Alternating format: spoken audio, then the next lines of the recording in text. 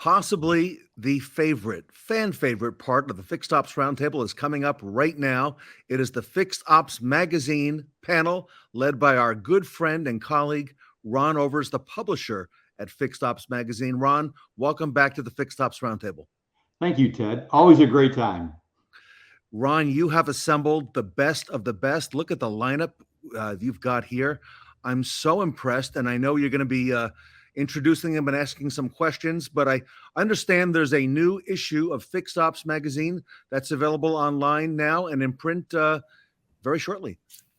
Absolutely, Ted. You know, we wrestle people to the ground and, try to get them to come onto our cover. You know, we've gotten Tully. We know we've gotten Ed. We know we've gotten Sarah. Scott, John, you're on the list. But this time we were really trying to get some good inside information on Sean. And we were very fortunate to get a great interview with Sean. And look at that handsome picture. I mean, wow. I mean, this guy, you start off with a good canvas, but they really made him look awesome. He really looks great in this picture. So thank you very much, Ron. It's an honor. I can tell you that. It's an honor and it's a privilege. That's all I can say. Very humbled by it.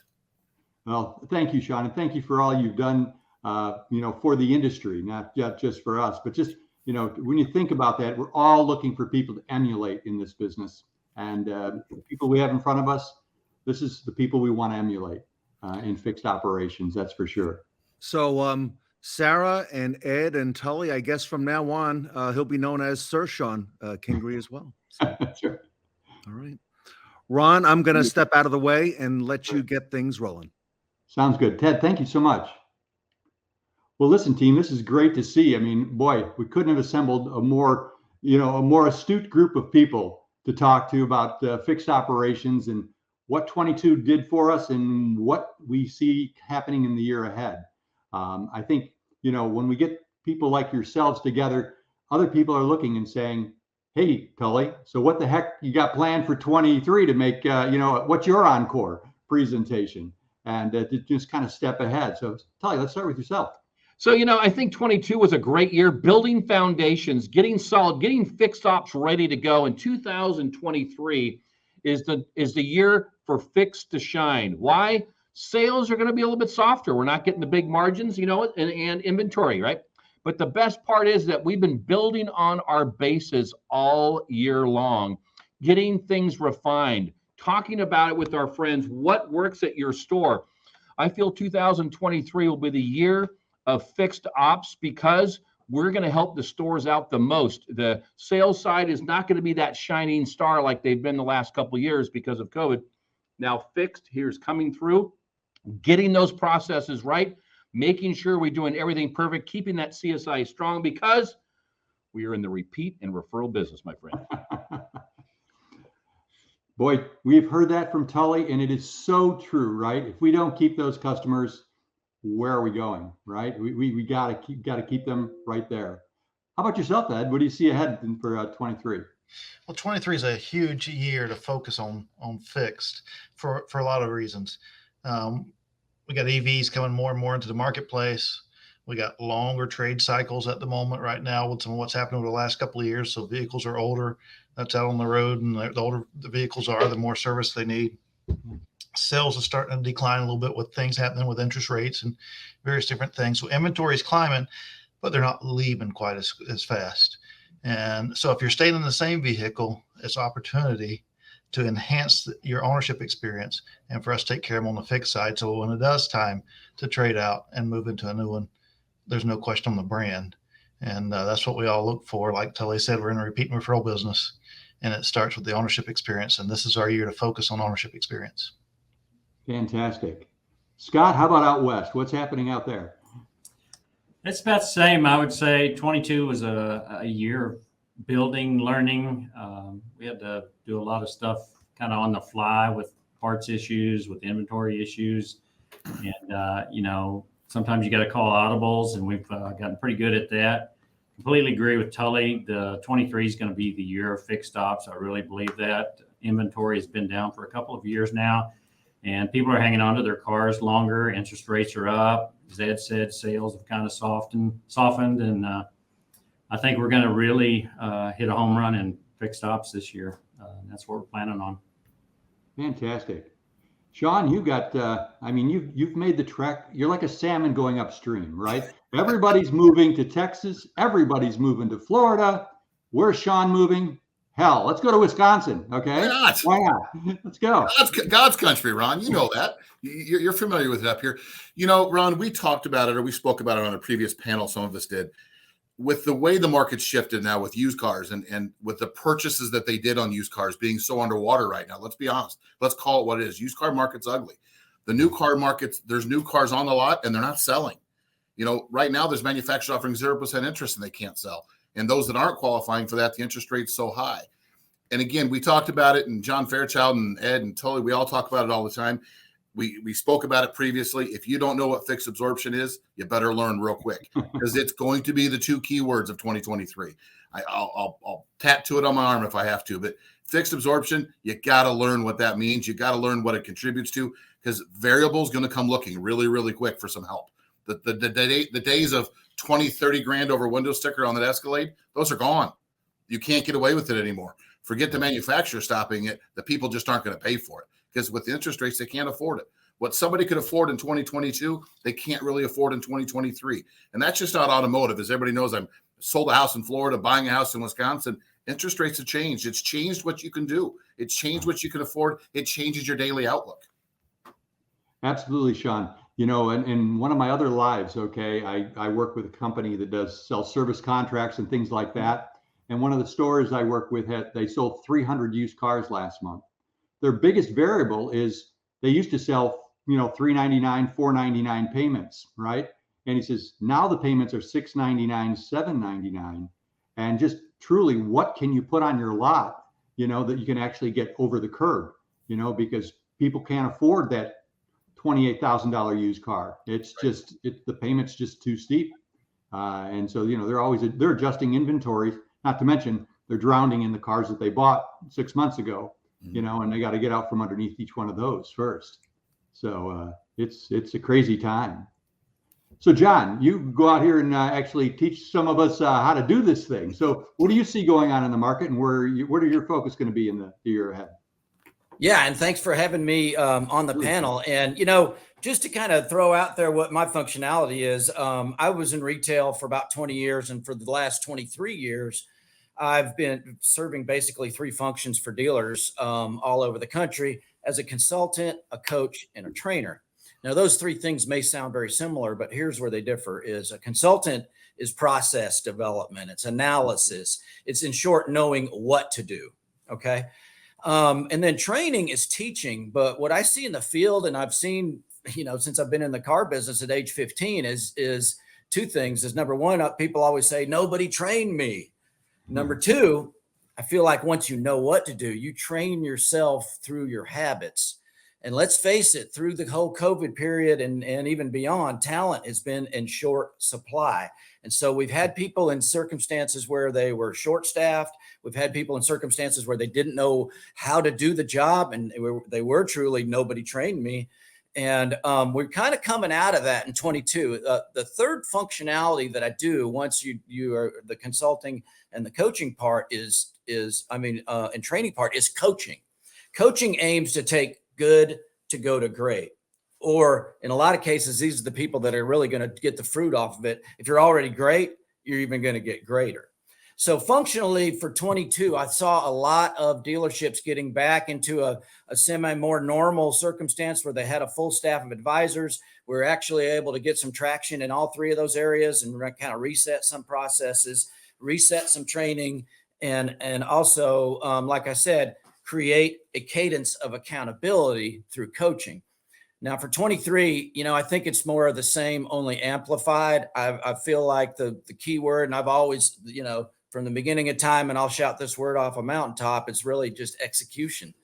Any tablet, any software, any process, any great idea, any strategy that you have is useless if everybody's not singing off the same song page and everybody's not actually executing. So for 23, what I would think about is how are the ways that we can get execution better? And there are a lot of different ways to get execution better. One of the things that really has got a lot of traction since the staff has been getting more of a normal situation, and we got a lot of new blood in the funnel, is classroom training. But also, making things fun with your people, getting people involved, getting them really kind of wanting to execute instead of having to dictate to them what they need. So that's kind of in a nutshell what I see in 22 and 23 is just further gelling and going from great to greater. Fantastic, John. Sounds like the dealers that are working with you are going to be blessed. You got the right focus for sure. Nah, sounds great. Sarah, what are you seeing in training?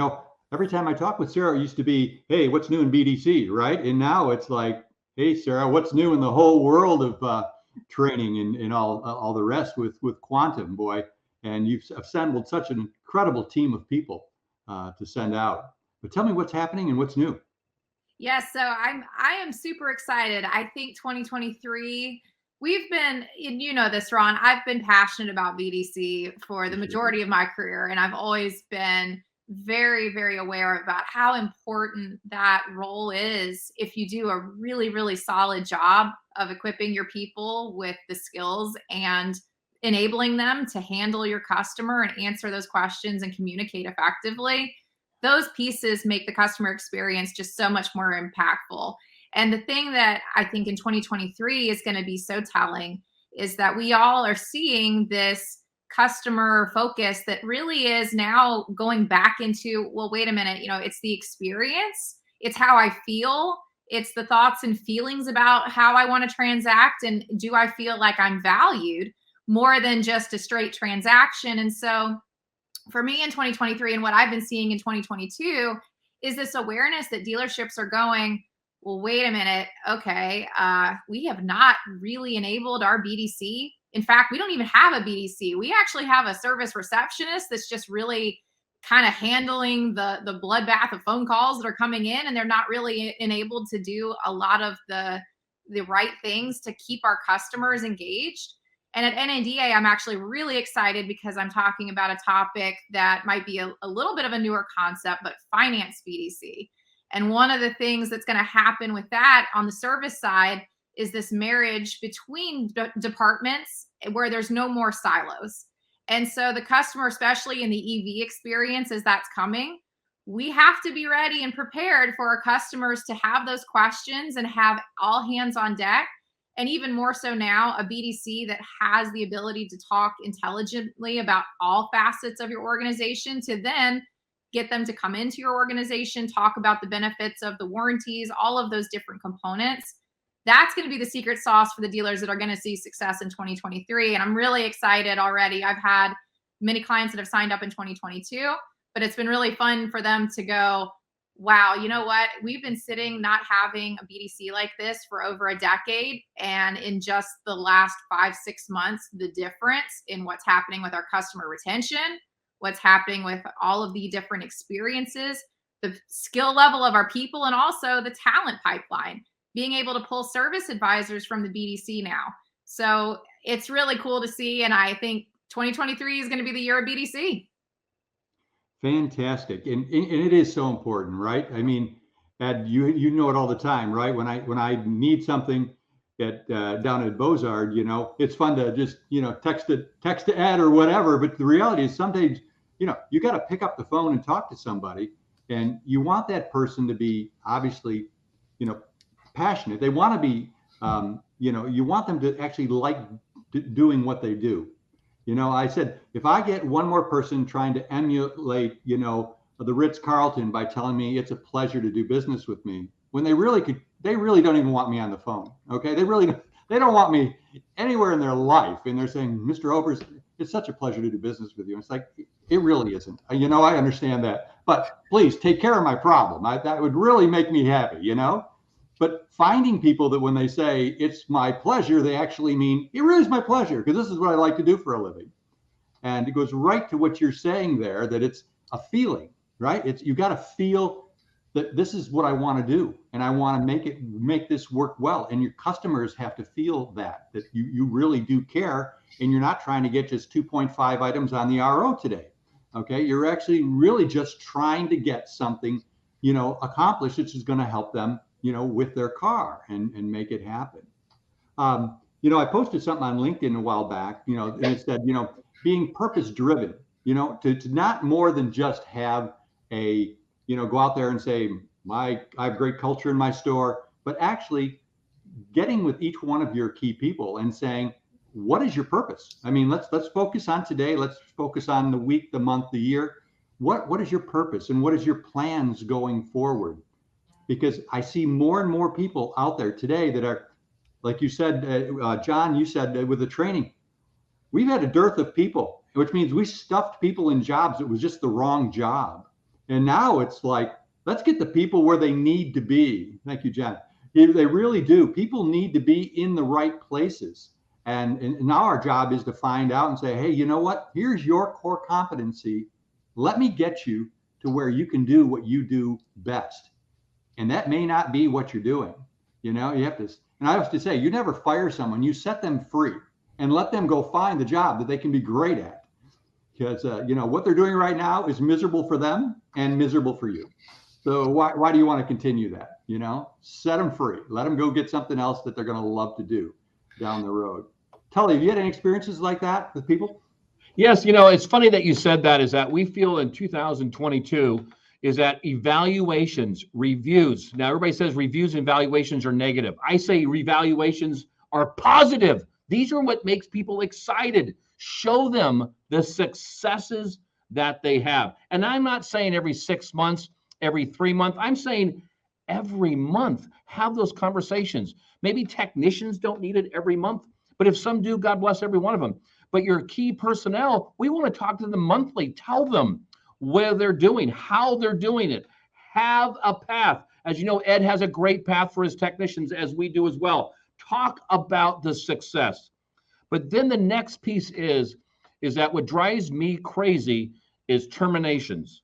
Now, it could be a termination because they're leaving the market, or termination because that person doesn't make a good fit. And what we're working hard on is our retention rate needs to be extremely high. We want to work on that this year. This year is the year of hiring right and successes with our employees. That is the key for our general managers that we're working forward for 2023. Fantastic. Ed, how about yourself? What do you see as far as that with your employees? I want to touch on something that Sarah said, because it's really something that we can all build on. She talked about knocking down silos.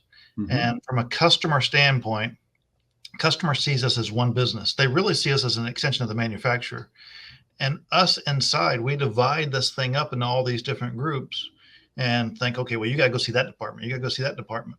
Well, the customer's got one concern or one need that they need to fill, and they want to come in contact with who can take care of that. And you touched on a little bit yourself, Ron, when you said, when I need something, I reach out to Ed at Bozard, because people want to do business with people.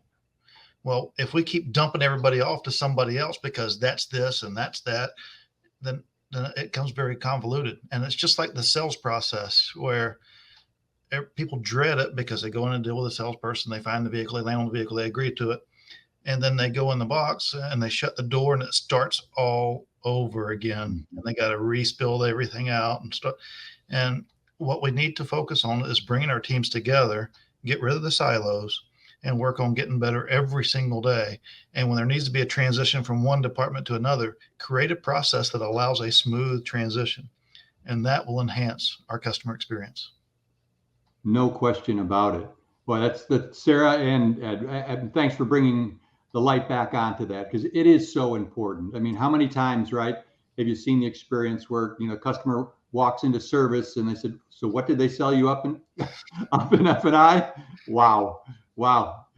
Okay, let me see what I can do with that, and away you go. So, it's just really having those conversations, Ed, which I know you've had with, right? You're talking with your team all the time, and it's just like, okay, so, we were talking about it with electric vehicles, and it's just like, okay, so what does a pre-scheduled maintenance program look like for an electric vehicle? Okay, can you really make it something the customer wants to buy? And at the same time, is it really something you want to sell? Is it really worth your time? And let's find that right product, that right mix of things that makes great sense for them, and then put it together and, make sure everybody's on the same page and they're selling it. It works so well. And be flexible, because we think we know what these electric vehicles are going to need, but after they're out in service for 2 or 3 years, they may need something that we're not even thinking about now, and we can't lock in on what we think needs to be the right thing. We got to be flexible and adjust to what is needed. Absolutely. So Scott, how about yourself? What do you see with the employees at your place? Well, a lot of what has already been touched on. We're working really hard on having a lot of one-on-ones and letting the employees know and trying to build a relationship where they feel safe and comfortable if they need to come to a manager and talk about something. Or maybe it's an idea. I tell everybody, all my best ideas were not my ideas to start with. Somebody came to me with a suggestion and we worked together and made it great. So I'm really open to that. I really want them to feel like if they have an issue or they have a problem, they can come and talk about it. And just like was mentioned, some people are not the right fit for the position they're in. We've had staffing shortages and things like that. And sometimes we've just kind of stuck somebody in a position and tried to help them get to where they need to be. And sometimes they just can't. And so then maybe you need to shift and move them to a different department or something, or maybe there's something else they can do. Or like you said, Ron, maybe you just need to set them free, at some point. But working on a lot of that. And then also the silos. I've always pushed hard that this is Tucson Subaru. This is not Tucson Subaru Finance. This is not Tucson Subaru Service. This is not Tucson Subaru Used Cars. It's Tucson Subaru. And if a customer comes in needing help, whoever waits on them first should be able to help them or get them to where they need to go. And there shouldn't be any walls about, how much we're charging to recon used cars or what they're selling over there, or if we can work with it. Everybody should be pulling as a team, because there can be so much more achieved when you do work together as a team and everybody's all on the same page and everybody's pulling the oars the same and we're beating to the right tempo, the same tempo. Fantastic. Yeah. Now, Sean, when you go in with your meetings with these new people you have up there in Wisconsin, do they have to sign a statement that they back the Green Bay Packers, or can they really look at other teams, on Sunday other than that? Well, I can't put it in writing, but it certainly doesn't hurt. Let's put it that way. So yeah. So officially, for those that don't know, I've been to a little more than 100 Packer games in my life, so I might be a big fan. But Ron, I'm going to take it off what you said, and a little changing of words is you got to find out what is their why. A good mentor of mine many years ago, and I'm going to lean on John here a little bit because John and I've worked together now for going on almost probably 4 years. And I'll tell you, when I walk into a store, I don't stop in the showroom first. I beeline through the shop and I talk to every single technician and I talk to every single advisor before I do anything else. Because quite frankly, nothing else matters. That's where the money's made. And listen, some of the technicians need hugs and some need a kick in the rear. I get it. Some you kind of walk past and you say hello to, and some you just got to stop and have just a conversation, 30 seconds. We talk about it in all the panels. What does it cost to have a dealer principal or a general manager stop by and say something nice, to actually know their name, to actually acknowledge the job they did last week? And listen, if that means you behind them say, hey, Ed Roberts turned 110 hours last pay period. Okay. That's okay. If they think the dealer principal knows it, that's great. Everybody's got to have buy-in. You got to find out what every employee you have, what their why is. And I'm telling you, John and I've done it for many years together. We walk through the shop together. We may split up and we end up in the same spot because John may have a better connection with one than I do. And I'll tell you guys a quick story. You talked about the hiring decisions. John and I in the past, we had another individual that we did interviews together. There was always 3 of us that interviewed the same individual. And 2 out of 3 won. There was individuals I said no to that John and the other individuals said yes to, and we hired them. Because you got to remove your personality out of it. You got to know if they're a good fit. And John, I'm going to lean on you on that one too, is that I've grown a lot by allowing to do that. Take your personality out of it, find out what the why is, find out what pushes them and what motivates them to come to work every day for 10 hours, to get beat on, to find out what makes them tick.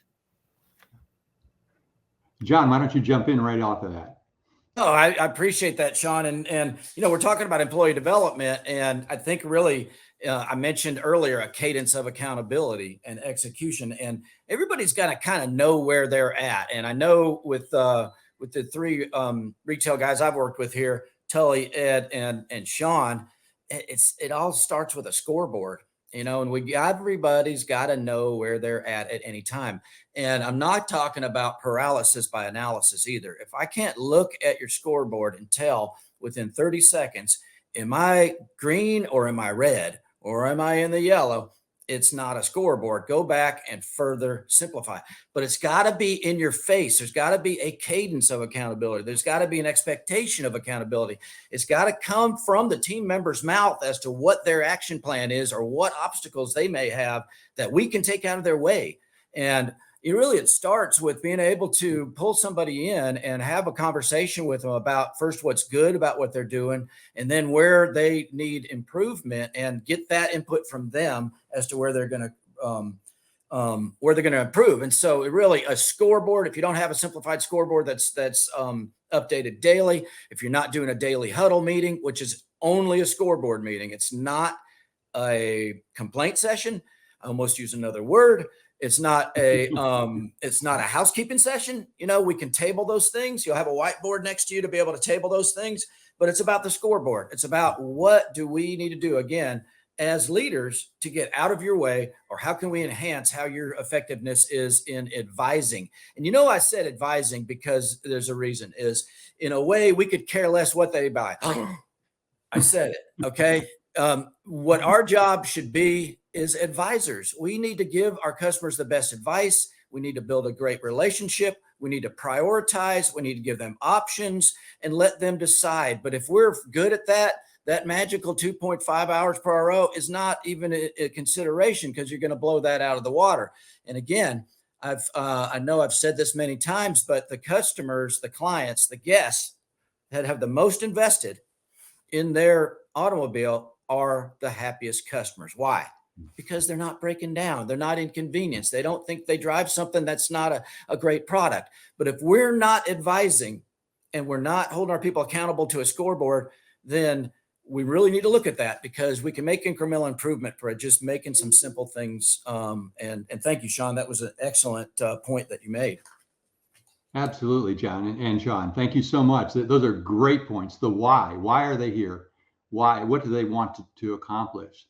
So, Sarah, you know more about horses than anyone.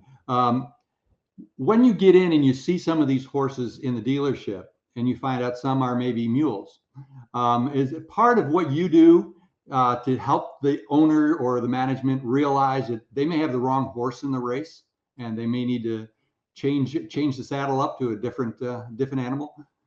Well, yes. I mean, absolutely. I love that analogy for a couple of reasons. So, it's no secret to anybody that follows my stuff and follows my personal life that I am also an equestrian, in addition to being mom and everything else probably in my household. So, but the one thing that really is fascinating about horses. So you think about race horses, and I have an off the track thoroughbred, and he is a fine-tuned performance machine. He is super fast. He has a lot of technical buttons that can be pushed, and you can find yourself into some very interesting situations rather quickly.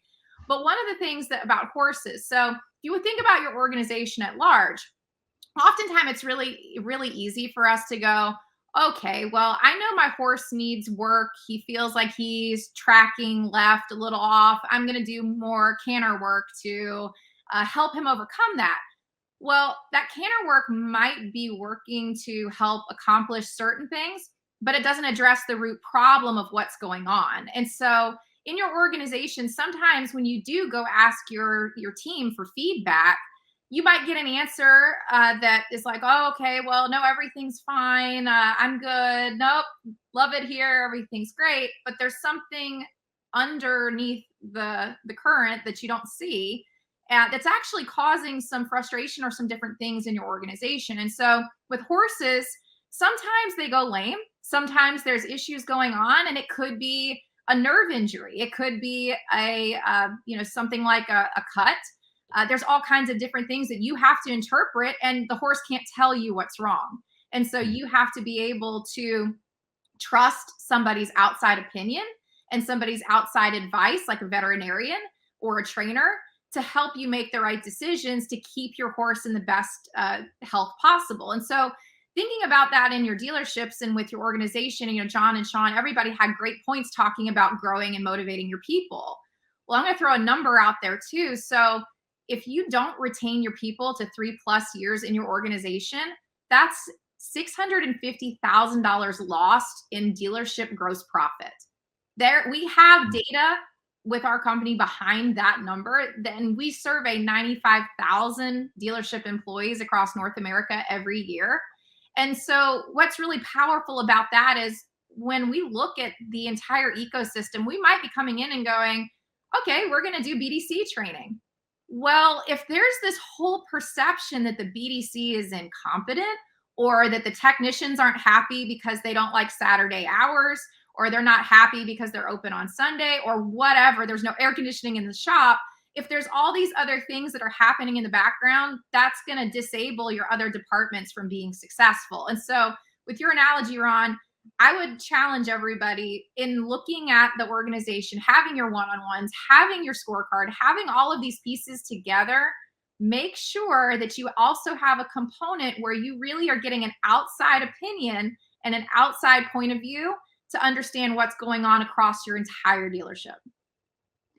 Great point, Sarah. Thank you so much. That you really took that point right to heart, and it is so true, right? I mean, you got to find out, really get down and find out why aren't they producing, or why aren't they achieving the objectives that you've set out for them. And sometimes they just can't tell you, right? That it's no different than an animal, right? They just can't communicate and give you the words to express what's going on. Hey, Ted, you've been listening in on all this? And taking notes, Ron, and so many great takeaways, including that one we just heard from Sarah. Sarah, that's right on, spot on. So thank you for that. Ron, a lot of talent and a lot of experience here, and a lot of foresight looking into the new year as well. Well, thank you, Ted. You know what, I've said this before, but you know, the easiest way to look good is surround yourself with pretty people. And you know, the way to look smart is to surround yourself with smart people. You know, so I think we've done both of that here today. So it's been fun, and we really enjoyed it. And I don't know about you, Ron, but I am personally so proud of everybody on here on this panel and all they've accomplished. Certainly, we've got the newest cover on Fixed Ops magazine, Sir Sean Kingery, which is out now. So be sure, everybody, fixedopsmag.com. Visit the website, read that article from Sean, the process agent, very well deserving. I want to thank Sean Kingery, John Fairchild, amazing. Wow, John Fairchild, just 100% and then some. So, you know, so pleased with everything that you're doing for the industry. So couldn't be Thanks more. for having me, Ron. Yeah, great. Thank stuff. you, John, for joining in. You contributed so much. Thank you. Ed Roberts, thank you for all you do for our industry. Sarah Van Tyne, wow, another amazing year. So thank you, Sarah. We've learned a lot from all of you. Scott Gregg, great stuff, great material. Thank you so much, Scott, for all you do. And of course, Tully Williams at the Nilo Company. So thank you, Tully. And Ron, no better place than Fixed Ops Magazine to learn about all this. And I know if you haven't already subscribed, it's pretty easy on fixedopsmag.com to do that. It really is. And thank you, folks. You know, it's probably the greatest bargain in the world, right? Because it's free to subscribe. So for those that haven't, you know, go to fixedopsmag.com and just pop in your information, and son of a gun, it shows up at your door. I mean, it's an amazing thing these days. And, you know, thank you to all of our advertisers that'll make that possible. And they honestly, they want you to see their products, and they want you to see them in a positive light. I spend hours talking to people who are thinking about advertising, not to just take their money as an ad, but find out what their product is and does it really make sense for the industry. And so many of them, you know, they really have some amazing things. So take the time to look through the magazine, and you're going to get something out of each and every issue, I'm sure. And Ron, thank you for all you do for our industry as well. And congratulations to you, Ron. Ron Over is the publisher, the source now, the only source at Fixed Ops Magazine. So congratulations to you for all you do. So well, thank you. You know, we've made it 20 years. This January issue is our our 20th issue or 20th year of being in business. So that says we got to be doing something close to right. You know, it's fun. Ron Over is the publisher of Fixed Ops Magazine and the A-list panel here today at the Fixed Ops Roundtable. Thank you, Ted.